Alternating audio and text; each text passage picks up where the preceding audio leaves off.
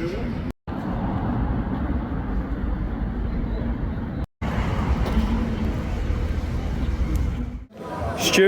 QPR at home today. Yep. The club are celebrating the sort of history and heritage of our club today, and you've had a little bit to do helping make that reality, haven't you? Yeah, about a year ago, Richard Gould and Scott Davidson approached me and said, should we set something up which will ensure the history of the football club, because we don't really have any vehicle to do that. So I said, yeah, let's do it. So I represent the Supporters Club and Trust on a board which we established a company. It took us about 2 months, and it's been winding up to today really, where we're starting to really show what heritage is all about in Bristol City. And over the last few weeks then we've seen obviously the heritage numbers come about, and obviously the kit as well. Yeah. How did that all sort of come about, especially, the idea of the heritage numbers and obviously the retro kit that they're wearing today? Yeah, so the driving force for this really is Scott Davidson, and him and others, Patch Warner, who just look at what other clubs do, what they do it in rugby, they do it in cricket. It's not a new concept, but we just thought, well, why can't we have this for Bristol City? So we've set up the legacy numbers, every player that's played for Bristol City, and maybe in time managers as well. So Tyler, we're at Ashton Gate. You're the QPR commentator for today. It's a massive game for both clubs really, considering how close the championship is at the moment, and the difference between even 3 points and a point is huge at this point in the season. From a QPR perspective, what are you thinking for today?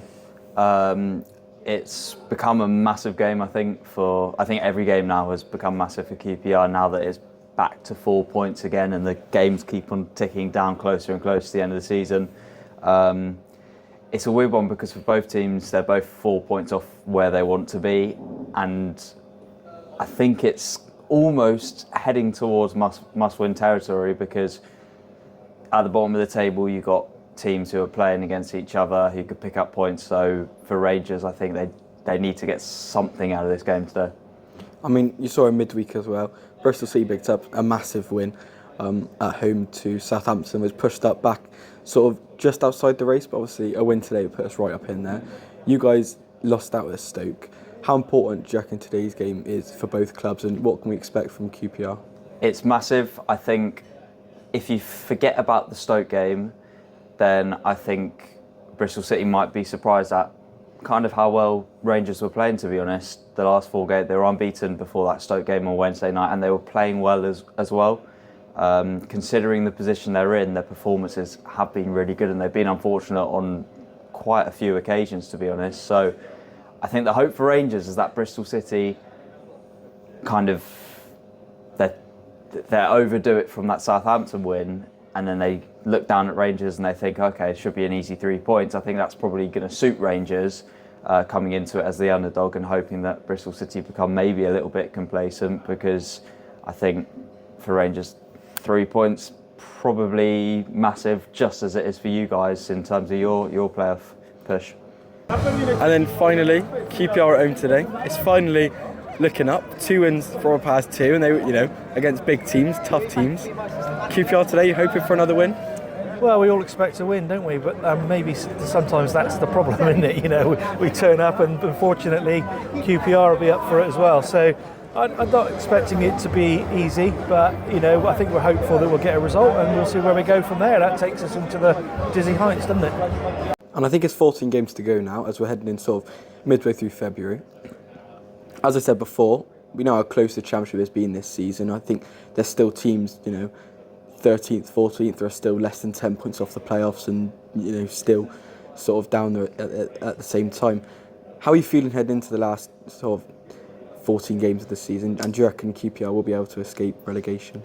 I think the next 2 games for QPR are massive. This one today, to try and get themselves in the best possible position for next weekend, which is Rotherham at home, that is must win. This is close to must win, because Rangers, they've got a tough run in March. They've got Leicester away, Sunderland away, West Brom at home. So look, if they can play the way they've been playing most of the time over the last few weeks, months, then they could be okay. But the results have to come, because, as you say, it's only 14 games left, and all of a sudden those games do run out quickly. So got to pick up points, and quickly.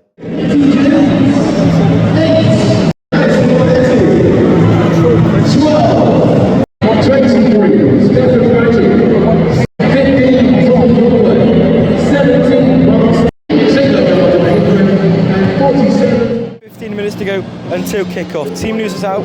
2 changes for the Reds.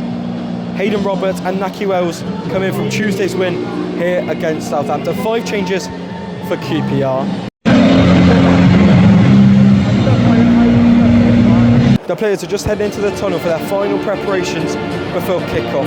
Now, Ashton Gate is remembering the players from the win against Leeds United in 1974 before the players come back out and we face QPR Saturday 3 o'clock at Ashton Gate. I am delighted to say that most of the Bristol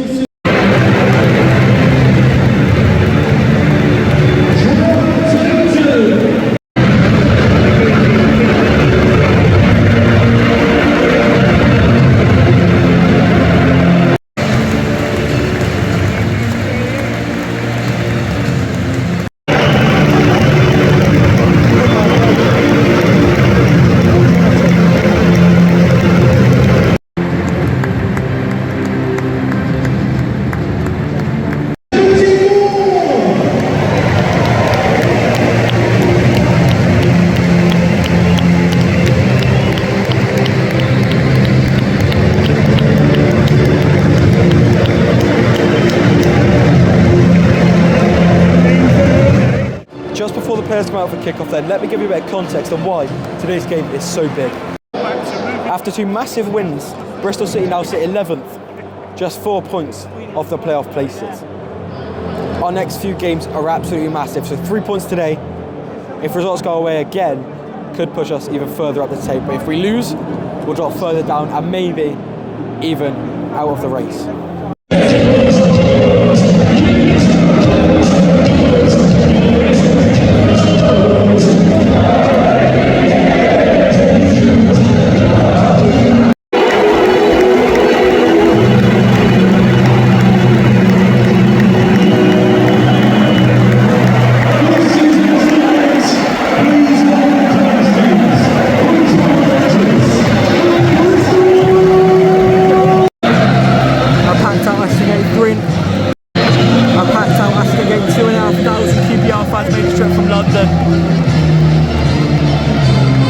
The Dolman's pretty much packed out, South Stand's packed out. It should be a good one.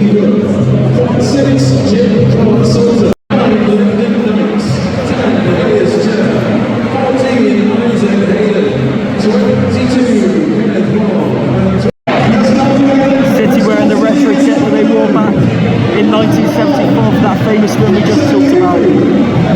It's a very nice kit. Big fan of the green goalkeeper kit as well.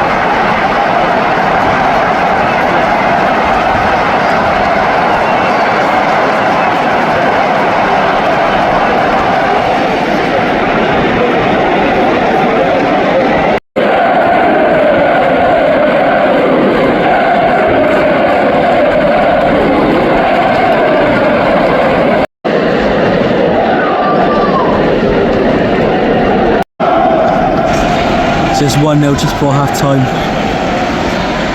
QPR counter-attack really. Bristol City had most of the possession in this first half. Yeah. Good goal though, taken well. Bristol City need to respond though.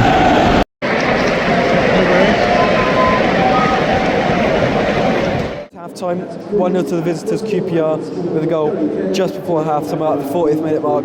Ball drilled into the box and it's a low-driven shot into that right bottom hand corner just to beat Max O'Leary. I still think this game's up for grabs. Bristol City just missing that little bit of quality in the final third. Numerous times in that first half we've just been on the edge of the box and haven't been able to find that final pass, haven't been able to have that final shot on goal, and that's what we're missing so far. The second half, I think we just need to attack them quick. Attack them from the off, hopefully get an early goal, and then bring on some of that quality on the bench like the Tommy Conway, Scott Tyne, Mabude, who could all come in and make a difference here. Sam Bell pulled up early in that first half with what looks to be a hamstring. So Harry Cornick's already come on. He's looking good so far. But yeah, like I said, game's still up for grabs. We just need to start quickly, attack their back line, and then hopefully get an early goal, bring on some of our attacking substitutions, and hopefully get ourselves back into this.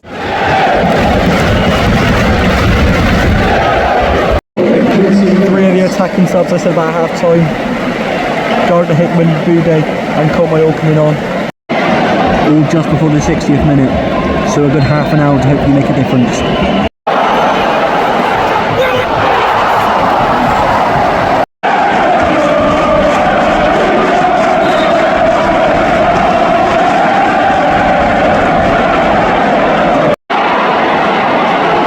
Right into the final minute and in the time.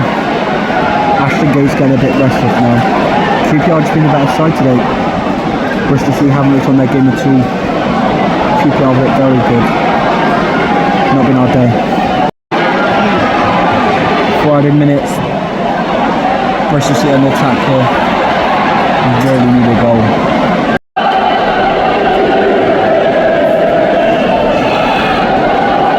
Bristol City for the corner. Final minute.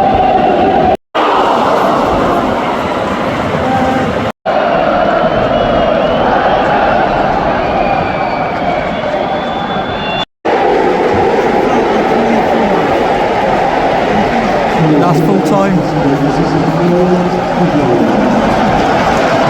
1-0 QPR.